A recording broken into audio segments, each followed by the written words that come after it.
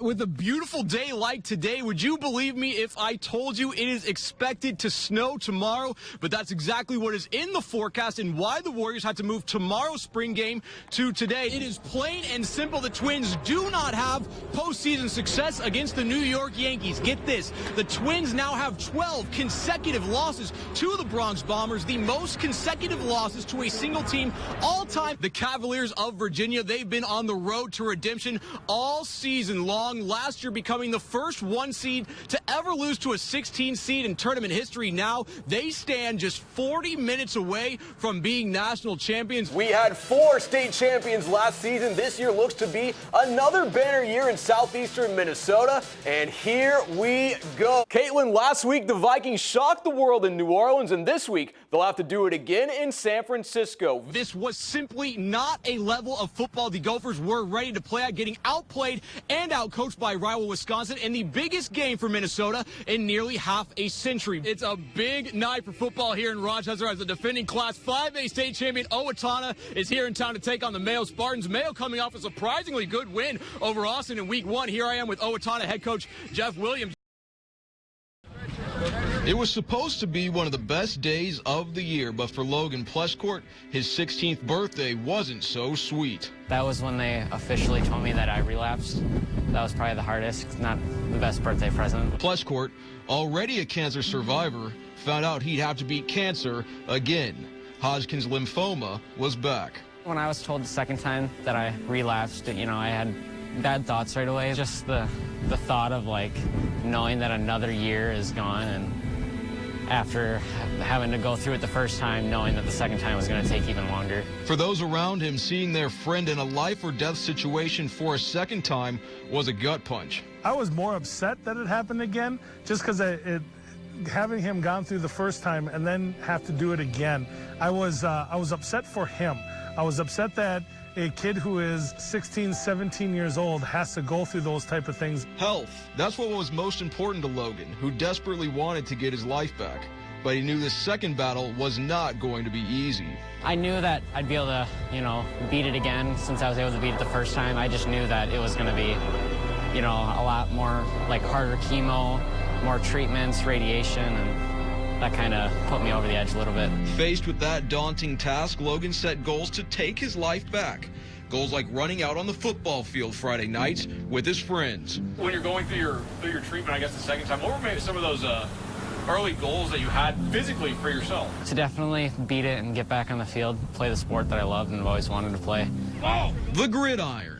Often a site of bone-crushing hits, but for Logan, a place of healing. As soon as he could, he returned to practice and workouts, using a pigskin prescription to help cure his woes. Was football something that you used to kind of motivate yourself? Yeah, kind of keep myself, my mind off of it, and just, kind of keep my body in shape, because I was never able to, work out or do any things that I really liked. Fast forward to the fall of 2019, and Logan has returned to the football field on game nights. For the second time, he is cancer-free, scoring life's ultimate touchdown. He has suited up for every varsity game and even has a play designed for him. The first thing I was thinking is wow, this has been a 2-year journey. For him to see him out there in that, I know that I was taken back a little bit because I know what he has gone through and I know what he has done to get himself ready for the season. It was just really, really positive to see him out on the field. 2 times cancer has attacked his body, and 2 times Logan has stood tall and defeated it. It kind of taught me to help others a lot more than I did before, and to kind of motivate people if they're going through a hard time to keep pushing through it and they'll get through their problems. Logan Plescourt, a source of inspiration for us all. The thing that taught us probably the most is the importance of being able to rally together, to lean on each other throughout everything. He was strong during the entire time. He was brave, and he always kept his humor. From chemotherapy to catching passes, Medford's miracle is back again. Auburn attending Duke University. Matthew Hurt is a Duke Blue Devil. The 6'9" John Marshall star made his announcement in front of a packed John Marshall Auditorium as the best prep athlete this area has ever seen turn the page to the next chapter of his historic career. It feels good. I think making the right choice. I fell in love with Duke. Since I visited there, I thought Duke was just the best fit. Matthew has made no bones about it. His goal is to get to the NBA. Now the first McDonald's All-American in southeastern Minnesota's history is going to one of the best NBA training grounds in the world. They're going to have 3 first-round picks this year. They're saying, I can be in their roles next year. So, I'm just going to try to work day one and try to earn my spot on the team. Because, however many years I go for college, hopefully it's 1. But, if it's more than that, if I'm not ready after next year, I'll come back for sure. Because I think Duke's one of the best places to live and just be around. Even if it's more than 1 year, Hurt will benefit from the coaching of one of the greatest coaches who has ever lived. Coach K put on the full-court press for Matthew, bringing his entire staff to Rochester back in March. He's one of the all-time greats. I think he's one of the greatest of all time. So, just being coached by him, because we don't know how many years he has left in him. So, just being coached by him and saying that I got coached by Coach K means a lot. Matthew Hurt was nothing short of phenomenal from the moment he put on a John Marshall jersey, leaving the prep ranks as the all-time leading scorer and rebounder in state history. But now his chapter in our neck of the woods is over as he steps onto college basketball's grandest stage.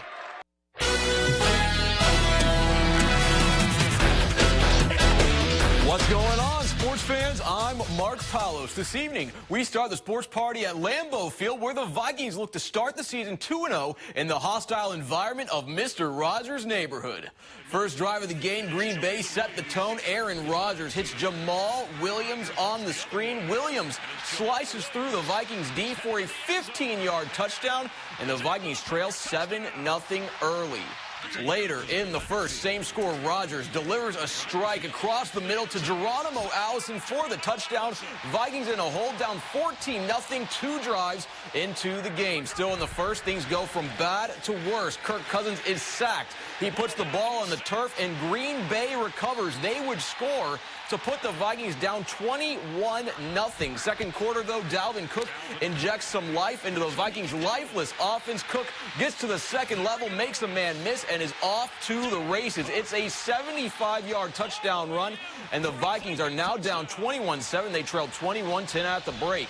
Third quarter, same score. The Vikings start their comeback. Cousins looks deep, wants it all, and gives 10 cents to Stephon Diggs, an absolute dime to the Miracle Man. It looked like an interception, but it dropped in the bucket. Vikes down 21-16. Fourth quarter, Vikings looking to take the lead. First and goal, 15 yards behind the line of scrimmage. Off his back foot, Cousins is intercepted by Green Bay's Kevin King. Just a horrible decision by the $84 million quarterback. Take another look. Diggs is covered like a blanket, and Cousins threw the game away. His third turnover of the day, thwarting any and all comeback attempts for the Vikings. They lose to Green Bay 21-16. Cousins completing 14 of 32 passes for a 43.8 completion percentage, the second worst of his career. Cousins is now 5-26 against winning teams in his career.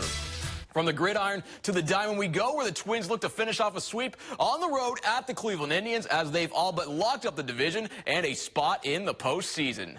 Top 6 game tied at 2. One on for rookie Lamont Wade Jr., and he puts a wallop on that ball, hitting it deep to right center field. It's gone for a 2-run shot. Twins up 4-2.